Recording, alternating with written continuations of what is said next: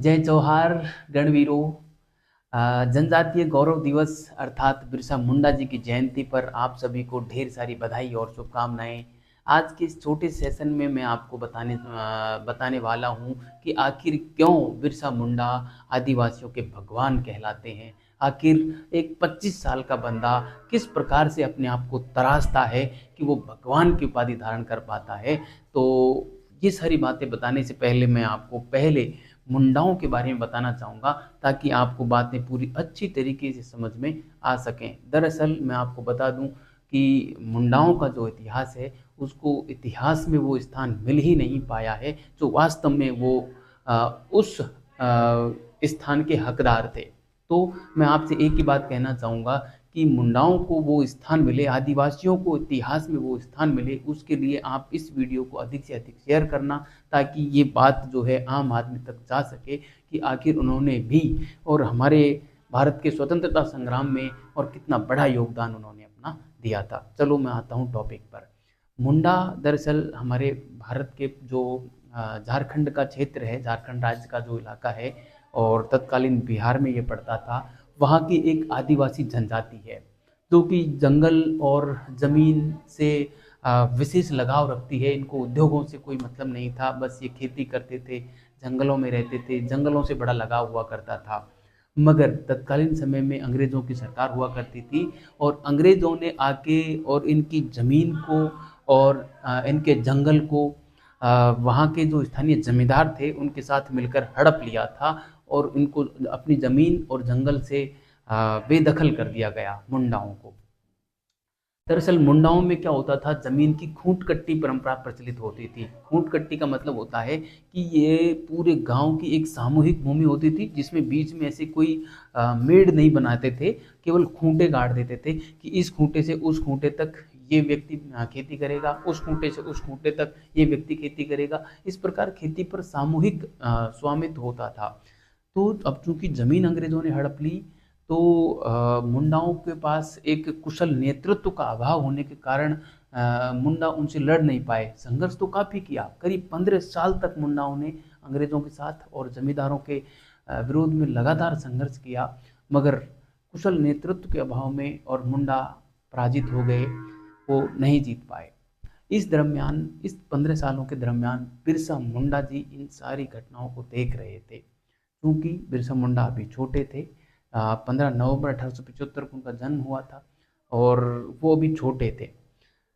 जैसे ही मुंडा साहब 20 वर्ष के हुए, तो उन्होंने क्या किया, मुंडाओं के अंदर एक जागृति का काम किया और उनके जहन में ये बात थी कि मुझे मुंडाओं को संगठित करके और इन अंग्रेज़ों के खिलाफ लड़ना है, ताकि हम हमारी ज़मीन को पुनः ले सकें, जंगल को पुनः प्राप्त कर सकें। और ये जो अंग्रेज़ थे, धर्म परिवर्तन करवा रहे थे, तो वो धर्म परिवर्तन को ये रोक सकें, इसलिए बिरसा मुंडा को ये लगा कि पहले मुझे मुंडाओं को संगठित करना चाहिए, मुंडाओं को जागरूक करना चाहिए। दरअसल मुंडा जो थे, ये बड़े ही आदिवासी थे और इनको पास शिक्षा का बड़ा अभाव था। ये लोग इतने मतलब इनके पास शिक्षा का इतना अभाव था कि इनको कोई बीमारी भी हो जाती थी तो उसको दैवीय प्रकोप मानते थे ये लोग। दरअसल इनको हैजा हो जाता था तो दैवीय प्रकोप मानते थे और उसका इलाज नहीं करवाते थे।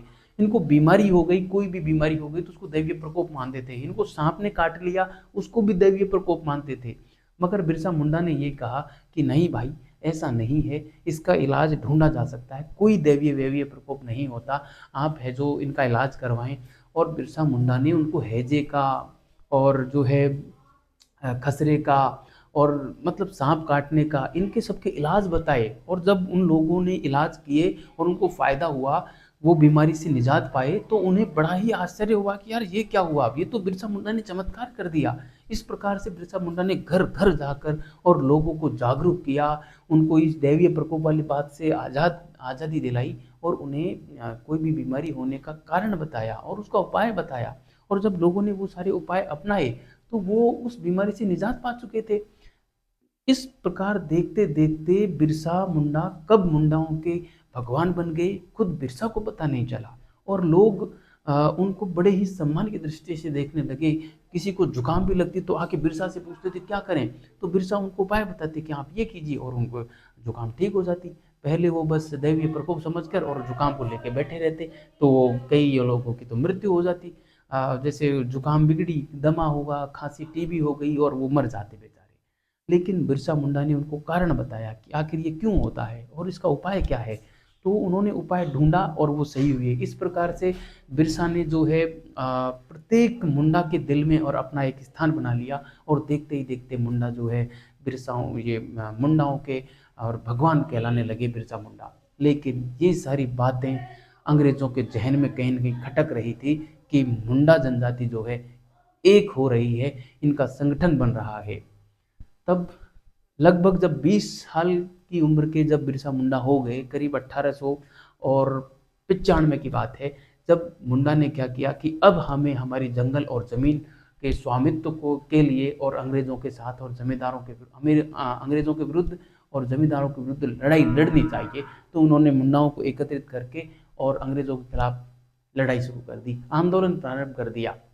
मगर उन अंग्रेजों के खिलाफ इनकी चलती क्या, अंग्रेजों के पास पिस्तौल हुआ करती थी, बंदूक हुआ करती थी, उनके पास बम हुआ करते थे, जबकि मुंडाओं के पास क्या थे, लाठी भाटे, तीर, तीर कमान, इससे ज़्यादा क्या था। तो इन्होंने क्या किया, बिरसा मुंडा को करीब 24 अगस्त 1895 को कैद कर लिया और 2 साल की सजा दे दी और कारावास में डाल दिया। इस प्रकार से 2 साल गुजर गए बिरसा मुंडा साहब की जेल में। 1897 में बिरसा मुंडा जी को आज़ाद किया जेल से। तब बिरसा मुंडा ने सोचा कि अब काम आसानी से होने वाला नहीं है, हमें हमारी ज़मीन के लिए लड़ना ही होगा, केवल बात करने से काम नहीं बनेगा। तो उन्होंने क्या किया, घर घर जाकर और मुंडाओं को एकत्रित किया, संगठित किया और कटूंगा बाबा कटूंगा, कटूंगा साहब कटूंगा रारी का नारा देते हुए और बिरसा मुंडा ने और मुंडा आंदोलन को और तेज कर दिया, और जो भी कोई अंग्रेज मिल गया हत्या कर दी, काट डाला उनको।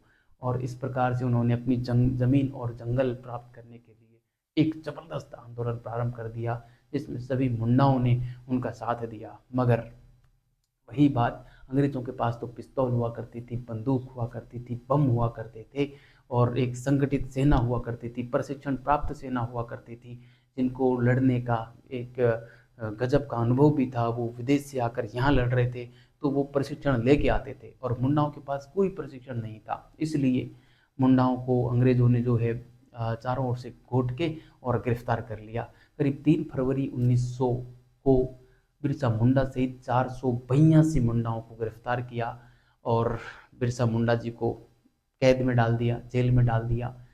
3 मुंडाओं को फांसी की सजा दी, 44 मुंडाओं को कठोर कारावास दिया गया और 47 मुंडाओं को 44 मुंडाओं को कठोर काला पानी की सजा दी और 47 मुंडाओं को कठोर कारावास दिया।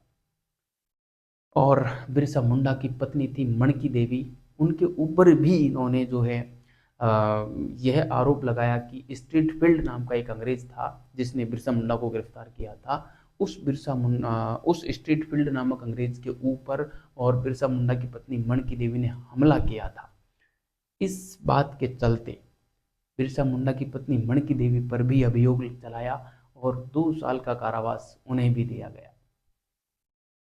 इस दरमियान अब बिरसा मुंडा जेल में थे। जेल में उन्हें बड़ी ही कठोर यातनाएं होते थे, मतलब क्या कुछ नहीं किया होगा बिरसा मुंडा के साथ, आप अंदाज़ा लगा सकते हैं। और 9 जून 1900 को बिरसा मुंडा का जो है देहांत हो जाता है कारागार में ही, जेल में ही। और अंग्रेज़ों के द्वारा बताया ये जाता है कि हैजे से इनकी मृत्यु हुई, मगर सच ये था कि अंग्रेज़ों ने उनको जहर दिया था। ये बात इतिहास में गुमनाम कर दी गई, क्योंकि जहर देने वाले अंग्रेज और इतिहास लिखने वाले अंग्रेज, और वो क्यों अपनी बुराई लिखेंगे। उन्होंने लिख दिया कि हैजे से मुंडा की मृत्यु हो गई। वरना आप सोचिए 25 साल का युवा जिसको, जो जंगलों में ऐसे भटकता फिरता हो, जो कभी छत नहीं देखी, उसके पास हैजा जैसी बीमारी आ ही नहीं सकती। लेकिन अंग्रेज़ों ने उस बात को गुमनाम कर दिया और बिरसा मुंडा को हैजे के कारण मृत्यु होना बता दिया। तो ये था प्यारे साथियों बिरसा मुंडा के बारे में कुछ चंद बातें जो मैंने आपके साथ साझा की। वीडियो इंफॉर्मेटिव लगा हो तो इसको ज़रूर शेयर करना। धन्यवाद। जय जवाहर,